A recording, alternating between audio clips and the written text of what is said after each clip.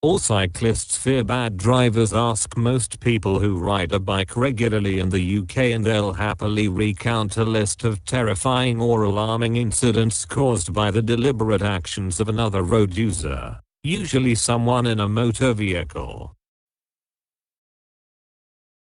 My last such incident happened just under a week ago, when a driver decided to overtake my bike very closely and at speed on a narrow residential street near my home in southeast London. I was unharmed, but the driver was gambling on the assumption that I would not, for example, hit a sudden pothole and swerve or wobble.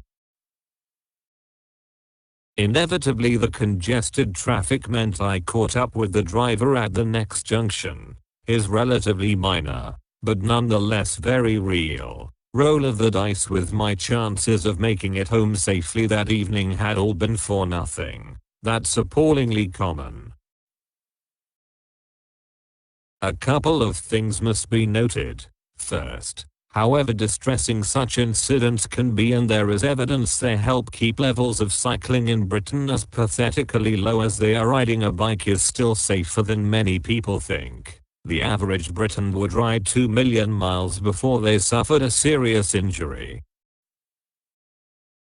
Secondly, while some are tempted to characterize such events as part of a war on the roads, it's nothing of the sort. Not least as the majority of cyclists also drive, and would thus be somehow waging war on themselves. The thing to grasp is that it's about the person, not the mode of transport they happen to be using at that particular time. As well as cycling, I walk, use buses and trains, sometimes drive, occasionally get planes. My personality is not changed, or defined, by any of those. I get the sense that all these forms of transport are populated by roughly similar proportions of idiots. They might push onto a train, barge past you on an escalator at an underground station, recline their plane seat just as the meals are being served.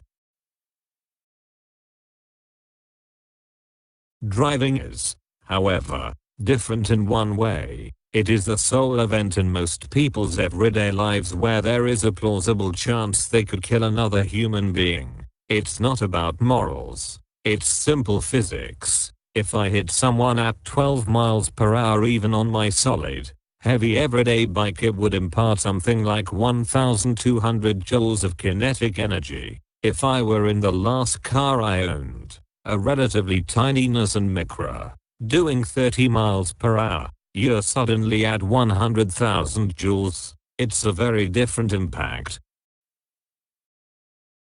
It's why police should take incidents more seriously than they generally do. It's why the driving tuition and testing system should be revamped to place far more stress on drivers' vast, overriding responsibility to look out for and protect vulnerable road users. Those not cocooned within a ton of metal. Next time you're in a car and you think a cyclist in front is holding you up, I'd urge you to hold two very clear thoughts in your mind. The first is this: despite the apparent belief of many drivers, cyclists are not obliged or even advised to ride in the gutter. If a rider is in the middle of the lane, it could be to stay clear of opened doors on parked cars. It could be because the edge of the road is rutted and potholed. It might even be to stop drivers squeezing past when it would be clearly unsafe to do so.